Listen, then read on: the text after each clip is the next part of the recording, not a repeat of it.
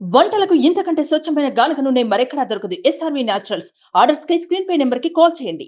ఘర్షణలు, ఒకరిపై ఒకరు రాళ్లు రువ్వుకోవటం, కర్రలతో తలలు పగలగొట్టుకోవడం, హింసాత్మక ఘటనలు ఇవి ఎన్నికల వేళ ఏపీలో జరిగిన సంఘటనలు. పోలింగ్ రోజున జరిగిన హింసాత్మక ఘటనలపై సిట్ అధికారులు ఇప్పటికే దర్యాప్తు పూర్తి చేసి ఉన్నతాధికారులకు నివేదించిన సంగతి తెలిసిందే. మాచర్ల నియోజకవర్గంలో జరిగిన ఎన్నిక సందర్భంగా చోటు చేసుకున్న ఘటనల వల్ల ఏపీ రాజకీయం మళ్లీ హీటెక్కింది. వైసీపీ ఎమ్మెల్యే మాచర్ల నియోజకవర్గ అభ్యర్థి పిన్నెల్లి రామకృష్ణారెడ్డి ఈవీఎంను ధ్వంసం చేసిన దృశ్యాలు తాజాగా వెలుగులోకొచ్చాయి. 202 పోలింగ్ బూతుల్లోకి చొరబడిన ఆయన నేరుగా ఈవీఎం దగ్గరకు వెళ్లి పగలగొట్టిన దృశ్యాలు అక్కడున్న సీసీటీవీలో రికార్డయ్యాయి. ప్రస్తుతం ఈ దృశ్యాలు వైరల్ అయ్యాయి.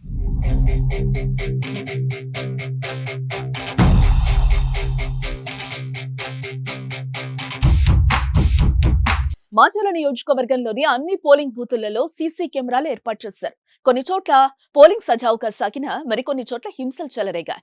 టీడీపీ, వైసీపీ వర్గాలు తీవ్ర స్థాయిలో ఘర్షణకు దిగారు. ఘర్షణల నేపథ్యంలో పోలింగ్ రోజు సాయంత్రం ఎమ్మెల్యే పిన్నెల్లిని పోలీసులు హౌస్ అరెస్టు చేశారు. మాచర్ల అల్లర్లపై సిట్ విచారణ ప్రారంభం కావడంతో ఎమ్మెల్యే పిన్నెల్లి అజ్ఞాతంలోకి వెళ్లారు. అయితే తాను ఎక్కడికే వెళ్లలేదని, హైదరాబాద్ లోనే ఉన్నారని ఎమ్మెల్యే పిన్నెల్లి మీడియాతో మాట్లాడారు. ఇదిలా ఉంటే ఎమ్మెల్యే పిన్నెల్లి ఈవీఎంల ధ్వంసం వీడియో బయటకు రావడంతో ప్రతిపక్షాలు తీవ్ర స్థాయిలో మండిపడ్డాయి. ఓటమి భయంతో వైసీపీ ఎమ్మెల్యే పిన్నెల్లి దారుణాలకు పాల్పడ్డారని విమర్శించారు. ఈ ఘటనపై ఎమ్మెల్యేపై కేసు పోలీసులు నమోదు చేశారా లేదా అన్న దానిపై స్పష్టత లేదు.